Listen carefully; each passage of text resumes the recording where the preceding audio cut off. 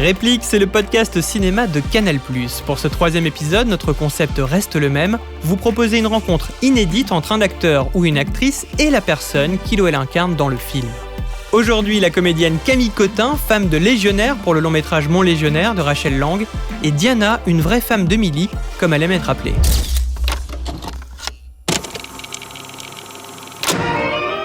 Voici comment sont répartis aujourd'hui les 7500 hommes de la Légion étrangère à travers le monde. À Aubagne et en Corse, le 1er régiment et son groupement d'instruction. À Mers-el-Kébir, un régiment de parachutistes et un régiment de cavalerie. À Colombéchar et dans le Sahara, un régiment d'infanterie, le 2e.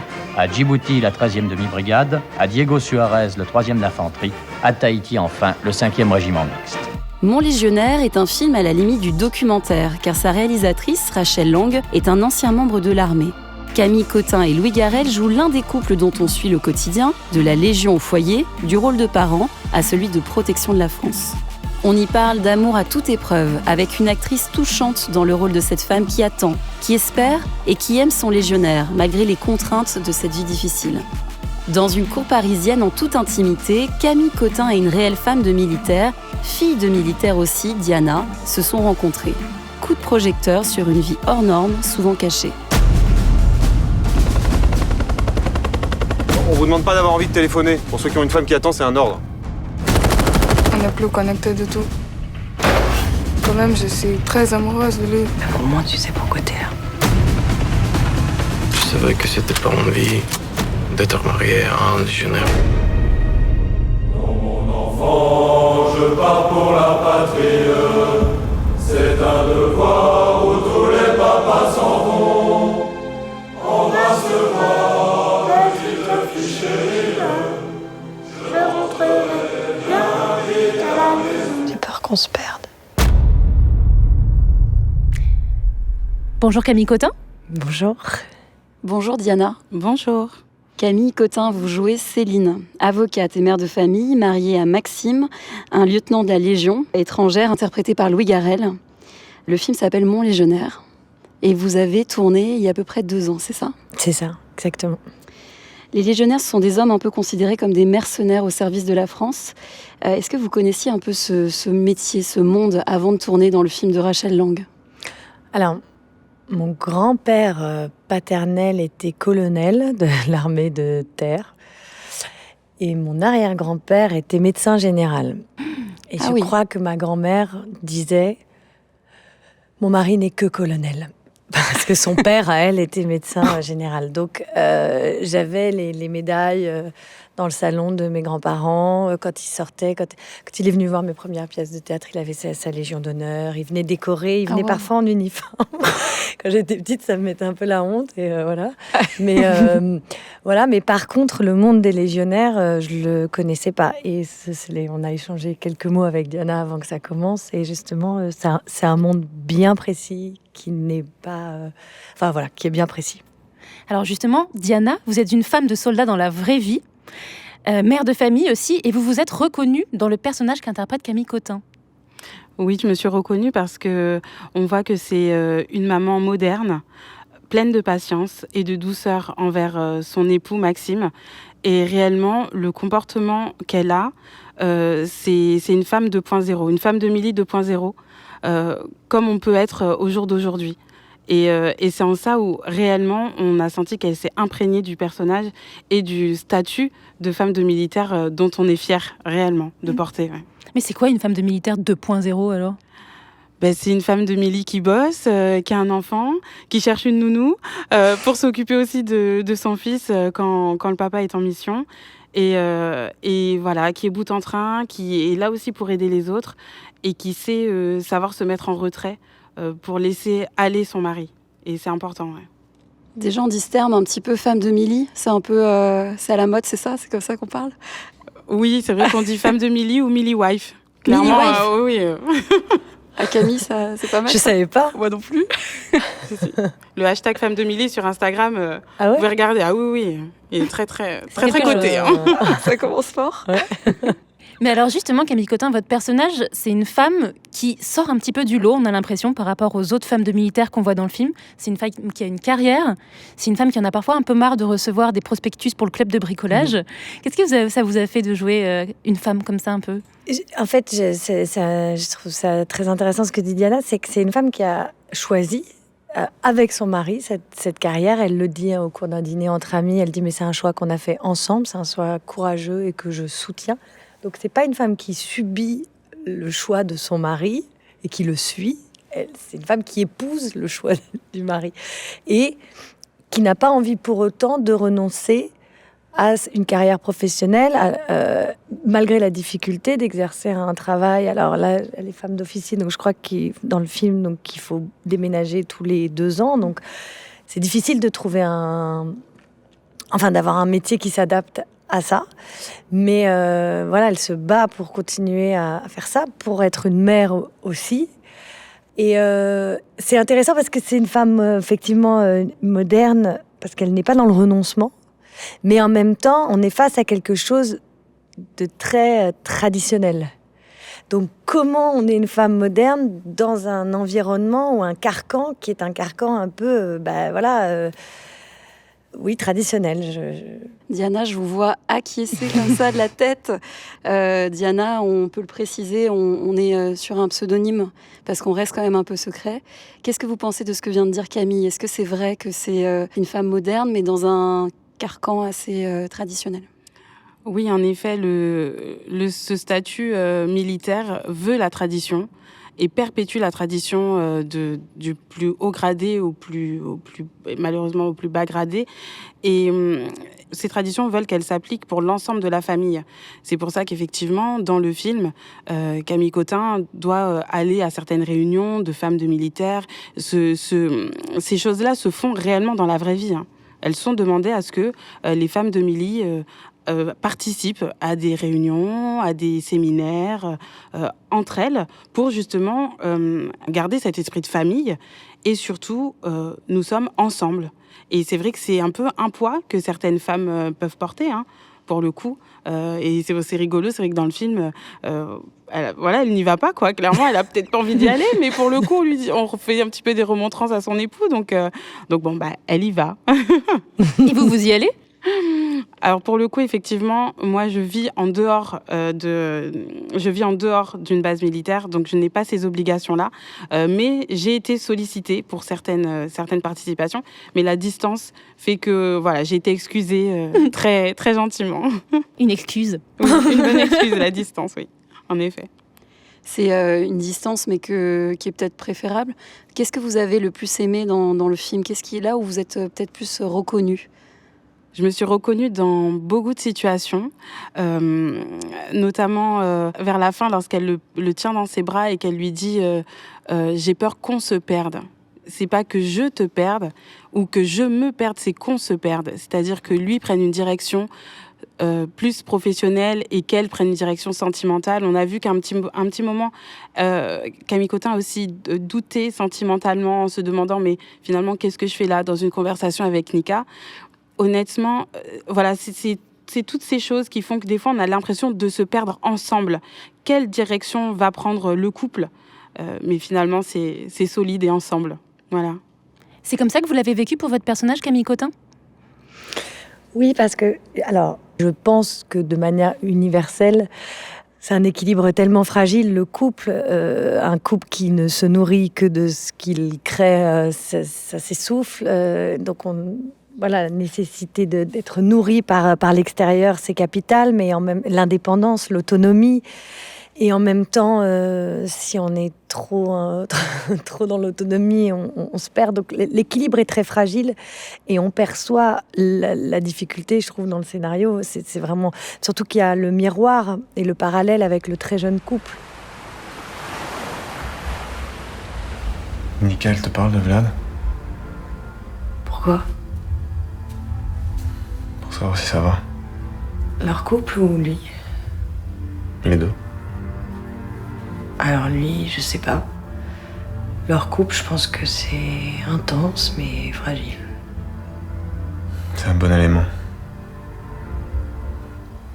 Il a du potentiel. Il a l'air inquiet.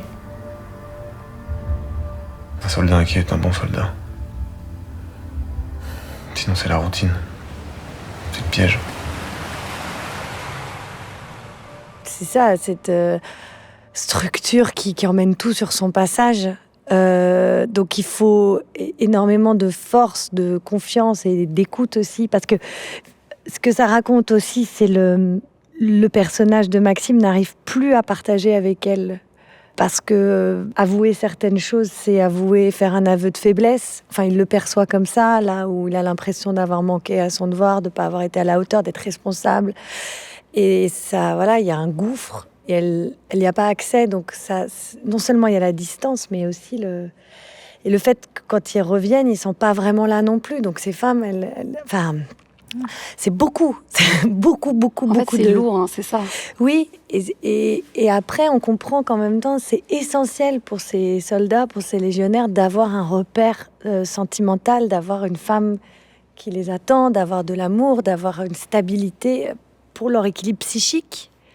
Donc on comprend que l'armée essaye de maintenir ces femmes ensemble, et cet esprit de cohésion, alors qu'on les sépare. Enfin, c'est complexe, très complexe. Diana, n'hésitez pas à réagir, on vous sent captivée, mais on n'a pas l'image pour ce podcast.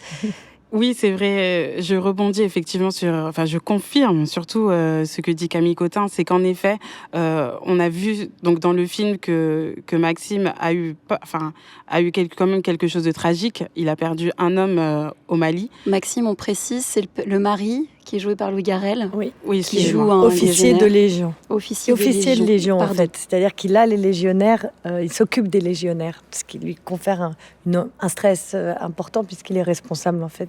En effet, lorsqu'ils rentrent, tout d'abord, ils sont dans une bulle de silence, donc on ne sait pas ce qui s'est passé. Cette bulle de silence, pour le coup, moi, je l'ai découverte dans le film. J'ai compris, parce que ça m'est arrivé d'avoir mon Milly dans une bulle de silence, de ne pas avoir de nouvelles, et de regarder sur une chaîne nationale et de me dire, il se passe quelque chose. Voilà, on l'apprend à ce moment-là quand on regarde la télé. Donc déjà, nous, on a un décalage. Ça. Et ensuite, c'est vrai que lorsqu'il rentre, le personnage, la femme n'est pas au courant, et c'est vrai qu'il ne le raconte pas, parce qu'il ne peut pas le raconter. Ils n'ont pas le droit de nous raconter ce qui s'est passé. Et c'est là que le gouffre commence à se créer, quoi. Oui, parce qu'une bulle de silence, on va expliquer ce que c'est. C'est quand il y a eu un drame, donc la plupart du temps un mort sur le terrain. C'est ça. Et on ne peut rien dire jusqu'à ce que ce soit officiel. Exactement. Ça peut prendre 2 à 3 jours. 2 à 3 jours sans nouvelles. Alors effectivement, on est quand même habitué à être sans nouvelles, mais 2 à 3 jours sans rien du tout, là on se dit que voilà, il y a quelque chose qui ne va pas. Et il y a un sas de décompression quand on rentre chez nous. Donc par exemple, je sais que dans le film, on voit Louis Garrel qui prend une douche froide dans le désert. On a l'impression qu'il se lave de ce qu'il vit.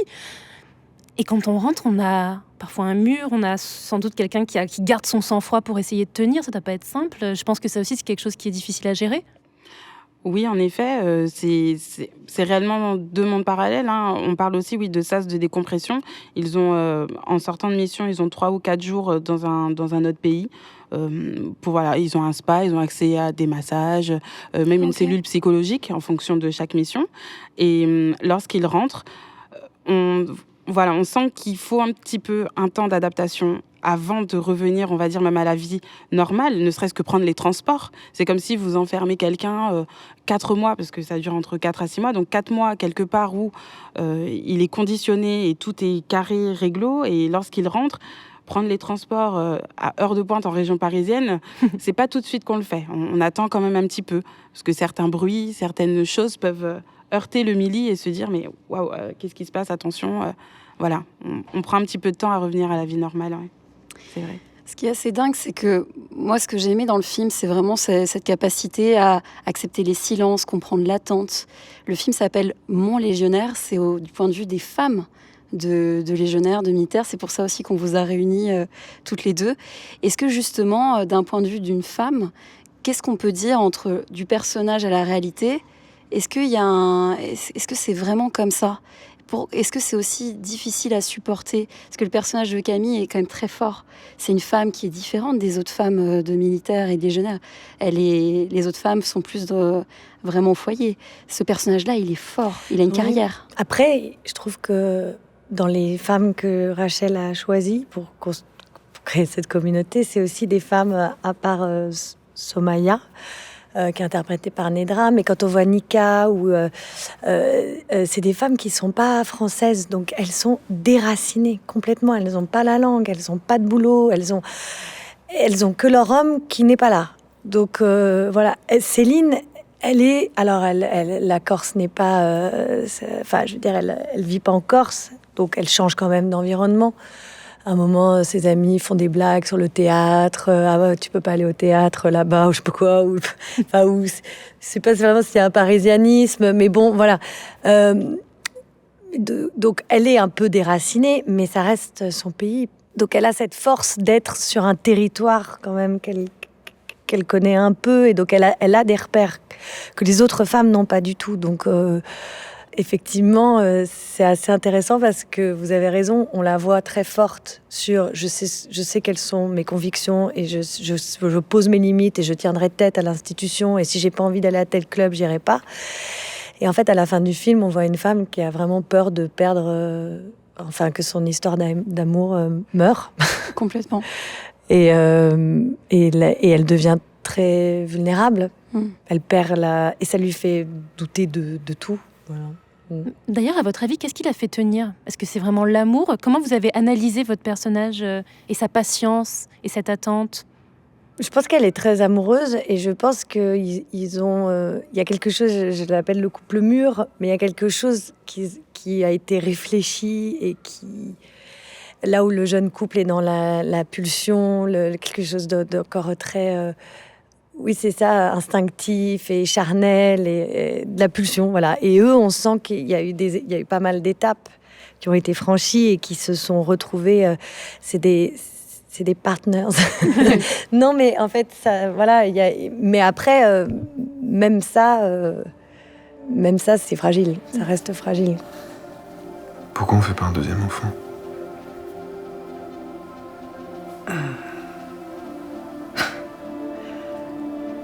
Je pense que c'est pas le moment de parler de ça,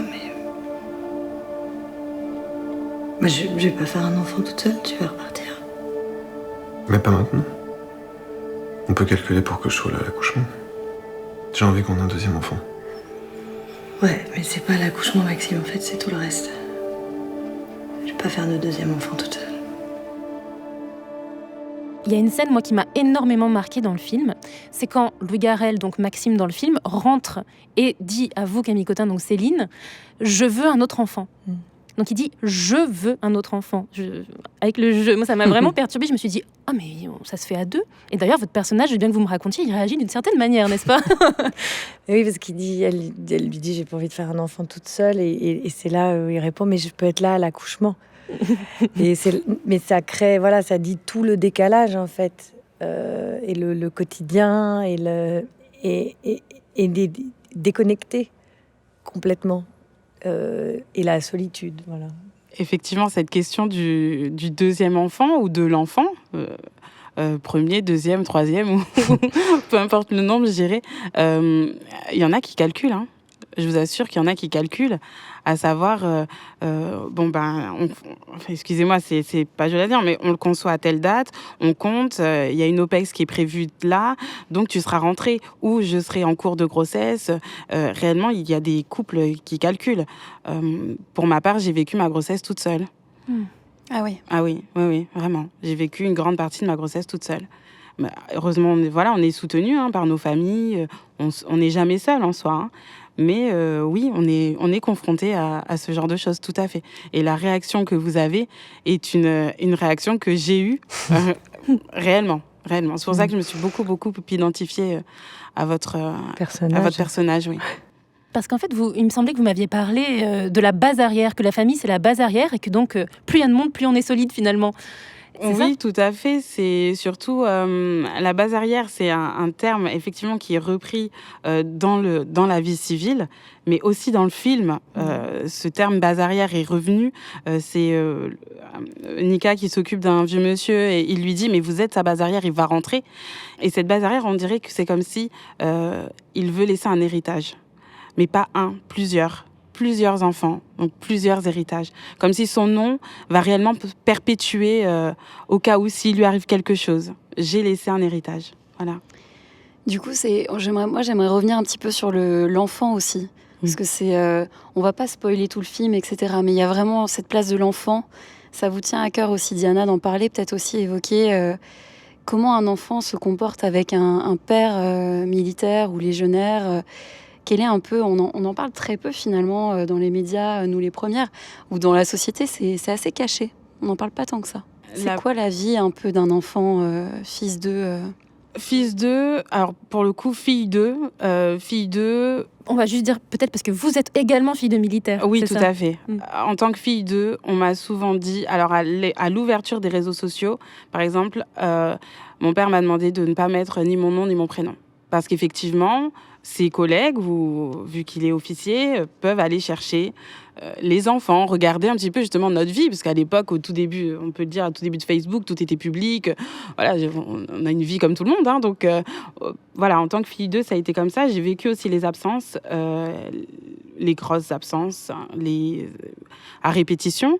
Effectivement, avec notre fils, on essaye de le vivre différemment. Il y a aussi 2 époques. Au jour d'aujourd'hui, j'ai 33 ans. On était donc dans les années 90.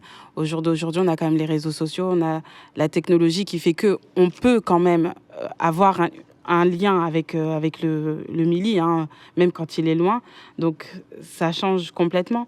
Mais c'est vrai que le comportement de Paul, sans spoiler le film, mais le comportement de Paul, effectivement, je me suis reconnue dans certains de ses agissements, oui, tout à fait. Camille, il y a des choses que vous aimeriez demander à Diana, peut-être ? Est-ce qu'il y a des choses qui vous ont questionné pour rapprocher de la réalité ? Parce que c'est un film qui est quand même très proche du réel, qui questionne beaucoup le réel. Aujourd'hui, j'ai envie de lui demander si tu travailles. Non, mais oui, parce que tu parlais de ces femmes et tout ça. T'arrives. Oui, c'est ça. Ah non, je peux le dire. Oui, j'ai pas de souci sur ça. Alors oui, effectivement, je travaille. La question justement de que fait la femme de Milly je vais pas stéréotyper, mais effectivement où elle est indépendante. Donc elle essaye justement, comme vous dans le personnage, hein, vous êtes indépendante, donc vous pouvez partir avec lui, vous déplacer. Ou sinon, moi, j'ai fait le choix d'être fonctionnaire. Donc, je suis cadre intermédiaire dans la fonction publique. Et pour pouvoir aussi me déplacer. Parce qu'en tant que fonctionnaire, on peut avoir des détachements pour se rapprocher. Voilà, ça a été mon choix. Et vous déménagez beaucoup ? Oui, là, on a déménagé il y a 3... Alors, vous allez peut-être rire, on a déménagé il y a 3 ans, mais c'est pour moi. Pour le coup. Donc ça marche aussi dans l'autre sens. Oui, ça marche. C'est pour moi, oui. Mais ils sont plus mobiles que nous, donc moi j'ai rapatrié ma famille et puis c'est lui qui fait d'autres distances. Voilà, c'est rigolo. On dirait que c'est un peu l'année des films sur les grandes institutions. On a eu des films sur la police, on a eu des films sur le milieu politique. Maintenant, on est dans l'armée. À votre avis, qu'est-ce qui fait qu'aujourd'hui, le cinéma s'empare comme ça de zones qui étaient complètement laissées dans le noir, en vase clos ? Et comment ça se fait que tout d'un coup, on les met en lumière ? Et qu'est-ce qui vous a attiré là-dedans pour dire oui à ce film ? Moi, déjà, ce qui m'a attirée, c'est Rachel Lang, la réalisatrice, qui est réalisatrice et réserviste, ce qui n'est pas banal. C'est clair. Et voilà, et donc j'étais très, très curieuse de collaborer avec elle et heureuse effectivement d'apprendre et de découvrir un univers qui m'était inconnu. Ce que j'ai aimé dans sa démarche, c'est qu'elle disait que justement elle avait envie de parler de ces familles dont on ne parle que quand il y a des drames.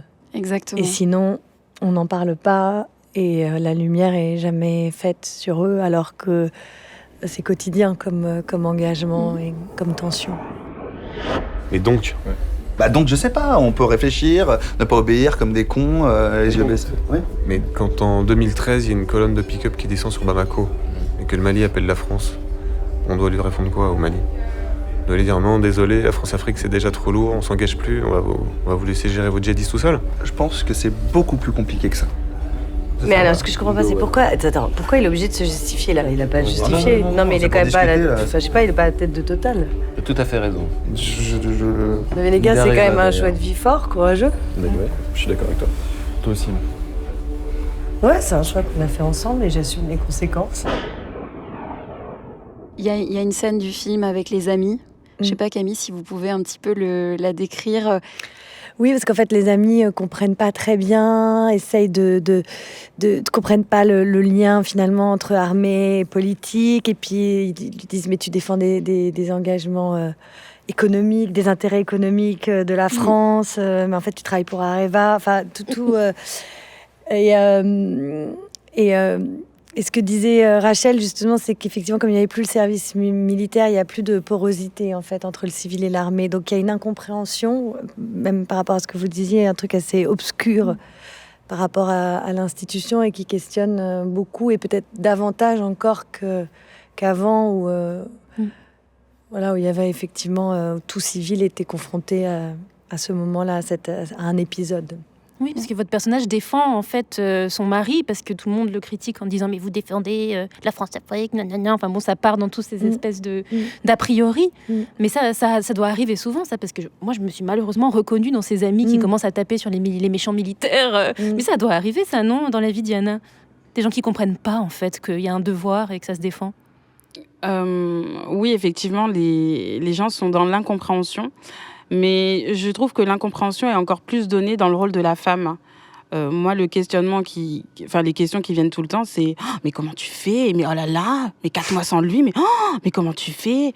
Mais oh là là, moi 2 jours déjà, je peux pas. T'as pas de nouvelles? Oh là là, mais comment tu vis? Mais tu dors? Eh bien, alors déjà que nous, on est angoissés.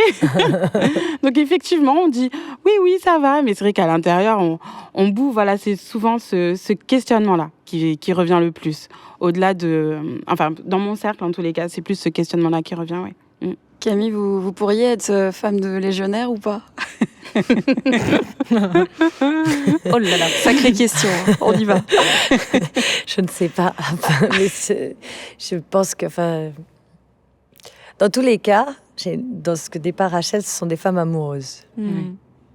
C'est vrai. Ah on voit Diana, elle a un nuage d'amour autour d'elle. Mais c'est vrai.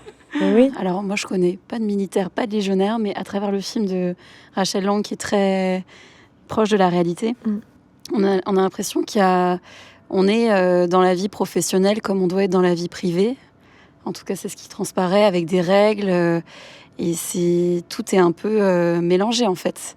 Une femme de Milly est presque dans la position du Milly d'ailleurs.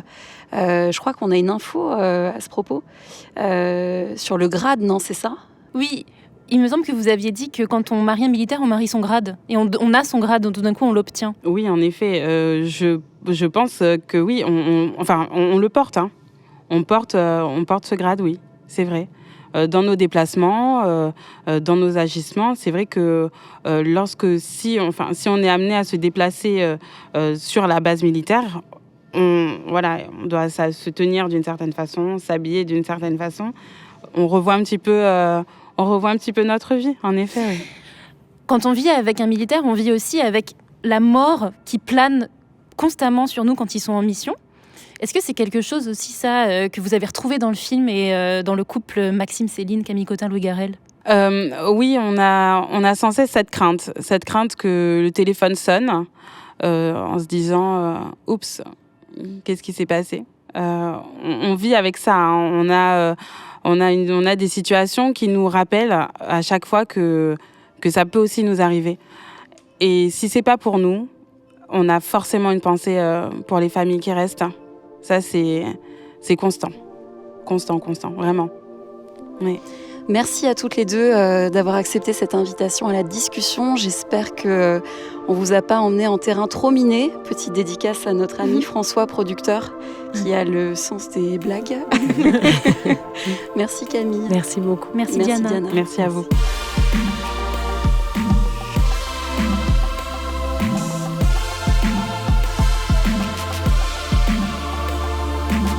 C'était le 3e épisode de Réplique, un podcast produit par François Saltiel sur une idée originale de Marie Sala et Steph Chermont, réalisé par Nico Bergman, musique originale Victor Trifiliev, une production Art de Voir. Merci de nous avoir écoutés et rendez-vous très bientôt pour le prochain épisode.